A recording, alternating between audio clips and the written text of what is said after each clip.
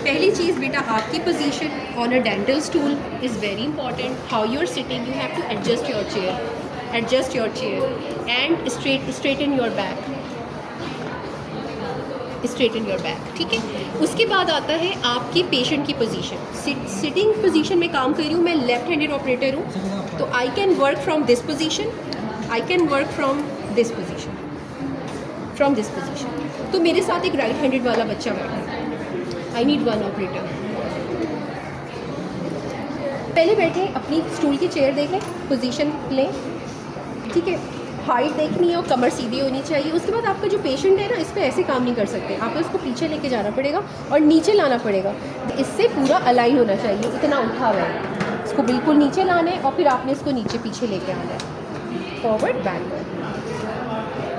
आप देखिए, जब मैं अप्लाई करूँ तो मेरा हाथ यूँ नहीं जाना चाहिए, मेरा शोल्डर जो है ना ख़राब हो जाएगा. तो मुझे इसकी पोजीशन ऐसे रखनी है कि थोड़ा सा और नीचे हो, ताकि जब मैं अप्लाई करूँ क्लैम्प तो मेरा हाथ यूँ नहीं जाए, मेरा हाथ जो है वो इस पर जोर ना आए शोल्डर. लाइट ऑन करेंगे और लाइट हमेशा पेशेंट के चेस्ट के ऊपर आएगी और 45 डिग्री पे आएगी. तो थोड़ा सा और आगे आएगी और 45 डिग्री पे आएगी, 45. Now can you see where you are working. मेरी पोजीशन, मेरे पेशेंट की पोजीशन, मेरी लाइट की पोजीशन, ठीक है जी. अब मैंने काम स्टार्ट करना है कि ग्लव्स पहन के करेंगे जब पेशेंट पे करेंगे, अभी ऐसे कर सकते. नाउ हम नीचे काम नहीं कर सकते क्योंकि टीथ सारे अवेलेबल नहीं हैं. तो अब हमें W8A क्लैम्प लेना है. ये W8A क्लैम्प है, ये विंगलेस है और ये लिखा हुआ भी है W मतलब विंगलेस 8A. ये होता है सेकंड मोलर्स के लिए, इसके कोई विंग नहीं है. इस वाले क्लैम्प को देखें तो इसके विंग बने हुए हैं प्रॉपर्ली. ये आपने एग्जाम में single tooth isolation root canal में यूज़ करना है, लेकिन अगर आपके पास ये वाला क्लैम्प नहीं हो तो ये भी यूज़ किया जा सकता है. बस इससे मसला ये होगा कि आप मेट्रिसेस और टफलमायर्स, आइवरीज नहीं लगा पाएंगे, ये पूरी जगह घेर के बैठ जाएगा नीचे. इसलिए इट्स नॉट अ, दोनों पे सेम होगा, दोनों में सेम टेक्निक है, सेम सामान है, कोई तब्दीली तो नहीं. इसका बेनिफिट क्या होता है विंग का? विंग का बेनिफिट ये है कि ये जो मैंने वीडियो रिकॉर्ड किया सब कुछ सिंगल यूनिट पहनाना है, असिस्टेंट की ज़रूरत है नहीं, वन टूथ आइसोलेशन. इसका बेनिफिट है. W8A 8A को ये कर सकते हैं, बिल्कुल कर सकते हैं. इसका फ़र्क ये है कि ये पेशेंट के लिए, और ये जिंजिवा आपका इस पर डैमेज कर देगा सारा, और पेशेंट पे एनेस्थीसिया के बगैर ही, देख रहे हैं नीचे जाके ग्रिप कर रहे हैं, तो ये मसूड़े को धक्का मार के जो नीचे लेके जाएगा ना, उसके लिए आपको एनेस्थीसिया देना पड़ेगा.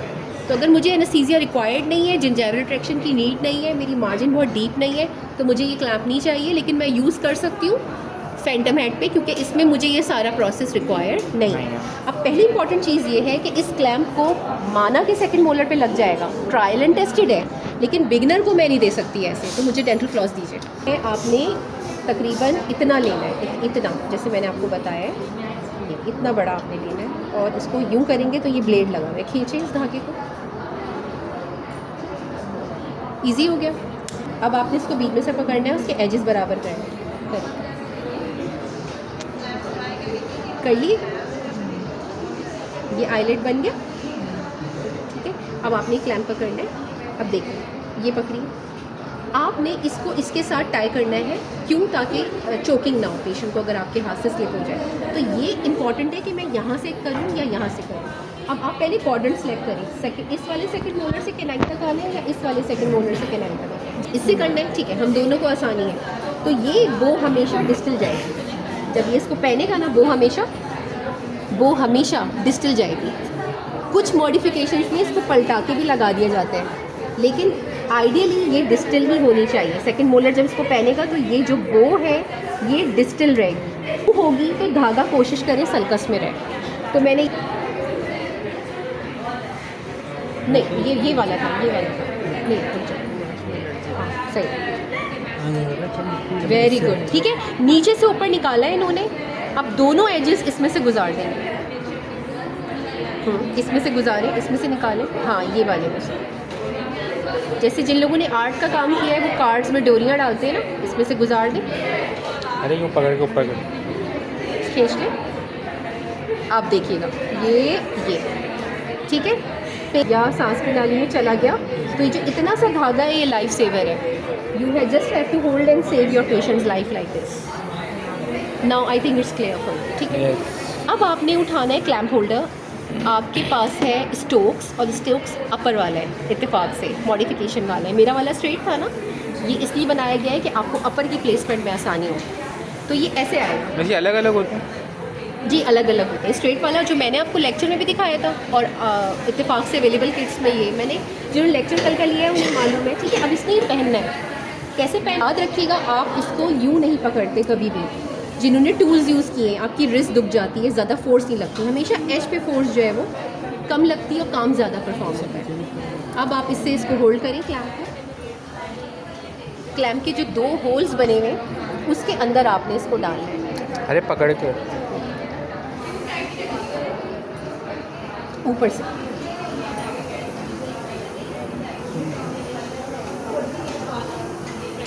ठीक है, डाल दिया। अब इसको हल्का सा टाइट करें,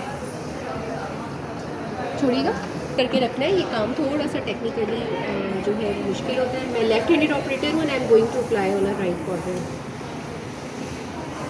ये मैंने होल्ड कर लिया, थोड़ा सा मैंने टेप पीछे कर लिया ताकि ये होल्ड हो जाए और ये गिरे नहीं। ठीक है, अब मुझे इसको अप्लाई करना है, तो ये अप्लाई ऐसे होगा, ऐसे ही डिस्टल साइड पे अप्लाई होगा, ऐसे करके इंस्ट्रूमेंट मेरा बाहर आएगा, ये याद रखना है। तो वो हमेशा डिस्टल होगा।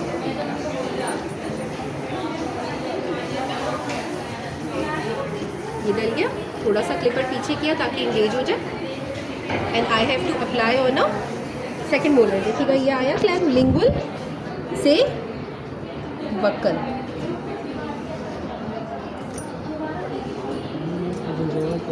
लिंगुअल से बक्कल वो डिस्टल है, सेकेंड मोलर पर है, और मेरा थ्रेड किस साइड पर है? बक्कल, सल्कस पर। ये आपने टास्क, पहला काम क्या सीखा? यहाँ पे अटैच हुआ है गम्स पे, तो ये हाँ, अब मैं देखने लगी बिकॉज मुझे यहाँ से तो नज़र नहीं आ रहा। नाउ आई सी कि ये कहाँ है। अब मैंने इसको किया तो ये 4 पॉइंट कॉन्टेक्ट होना चाहिए। जिसके जॉज है वो टूथ पे होने चाहिए, गम पे नहीं। थोड़े से गम पे है। आपको लग रहा है थोड़ी सी गम पर है? गम पकड़ रहा है ये, थोड़ा सा अंदर की तरफ तो है कंपैरेटिवली जो मैंने पहले अप्लाई किया। हाँ, तो यहाँ पर है यहाँ पर भी है एग्जैक्टली। थोड़ा सा मैनिपुलेट करेंगे, पेशेंट को थोड़ा सा और नीचे करेंगे, लाइट थोड़ी सी और अलाइन करेंगे।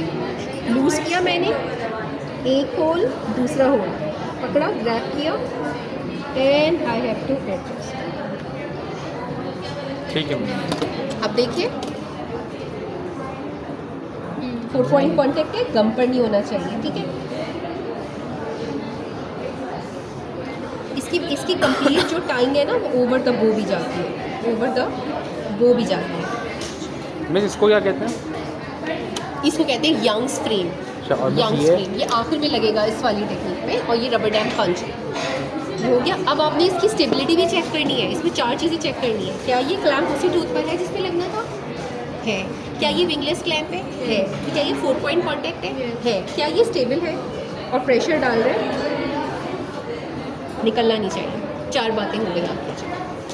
अच्छा, मैं एक और चीज़ बता दूं कि ये बहुत आसान वाला टाई है, बहुत क्विक वाला टाई है, लेकिन आइडियली ये पूरा लपेटा जाता है डिस्टल बो पर। ये फिर अंदर से स्टार्ट होता है, पूरा डिस्टल बो पर जाता है, फिर यहाँ से गुजर के साइड पे आता है। उस वाली टेक्निक पे आप अपोजिट से निकालेंगे, पूरा लपेटेंगे और साइड से निकालेंगे। इस वाली टेक्निक पे हमने बहुत क्विक सिखाया है। पेशेंट पे ये कोशिश करें, क्योंकि अक्सर ये टूटता कहाँ से, ये यहाँ से टूटता है।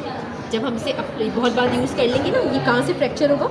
यहाँ से, और एक हिस्सा फिर चला जाएगा और दूसरा हिस्सा आपके हाथ में रह जाएगा। तो पेशेंट पे ये क्विक वाला पार्ट नहीं है, अंदर से डालेंगे, पूरा बो पे लपेटेंगे, यहाँ से निकाल के टाई करके यहाँ छोड़ देंगे। तो कोशिश करके वो वाली टेक्निक पेशेंट पे वीडियो में ही लें। What is the issue? कि ये हमने लगा दिया बट अभी निकल नहीं रहा। हाँ, इसको दूर से फोकस कर लें। ठीक है, सही है। ये मैंने होल्ड किया और ये मैंने लूज़ किया और थोड़ी सी रोटेशन,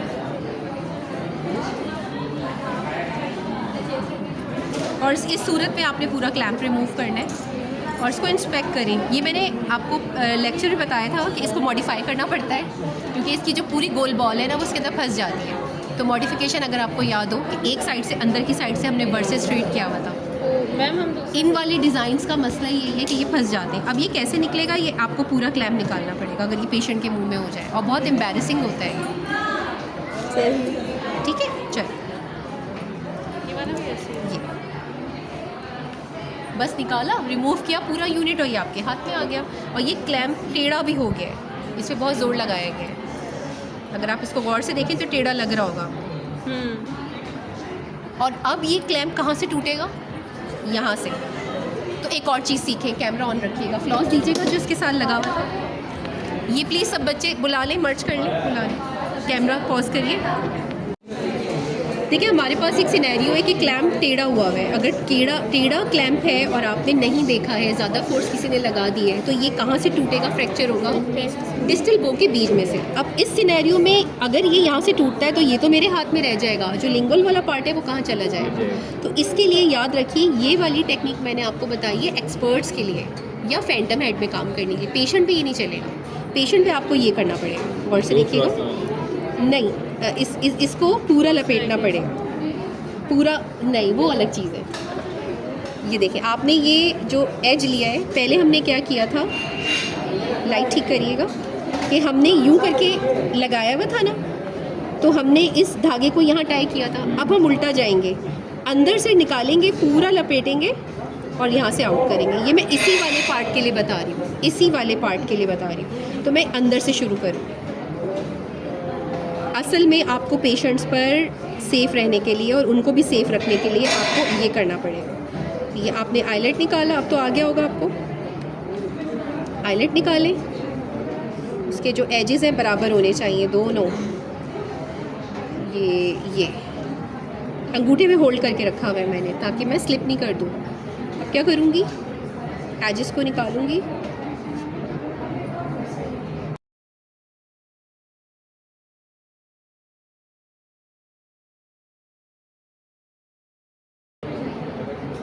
देखिए मैंने अपनी फिंगर की मदद ली है।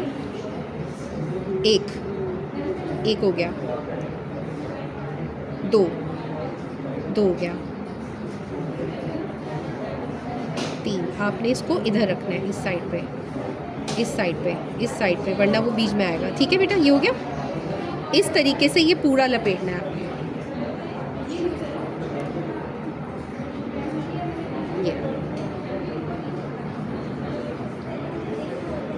और जितना मैं टाइम इसको चढ़ाने में लगा रही हूँ, उतना ही टाइम इसको लगाने में भी। देखो ये देखा आपने, ये देखिए। I hope you are with me. और स्टिल ये वीक है, यहाँ पर देखें, डिस्टल वाला पार्ट ना आपके हाथ से निकल जाएगा।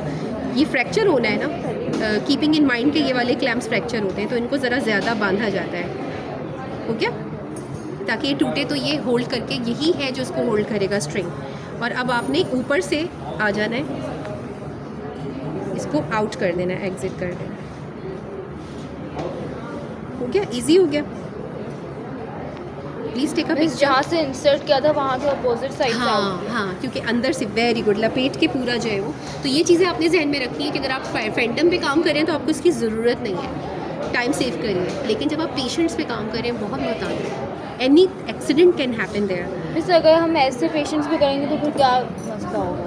ऐसे इस तरह से इसमें ऐसे this gets fracture from the distal bow, and if it gets fracture only this part I can take it out by the thread.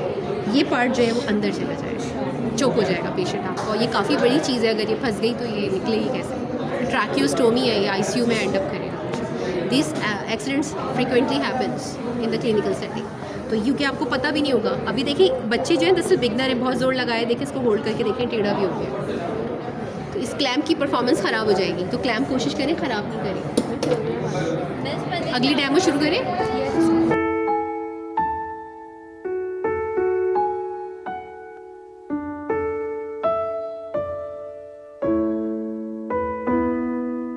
Who's always there when I need you, saving every day, who always comes to my rescue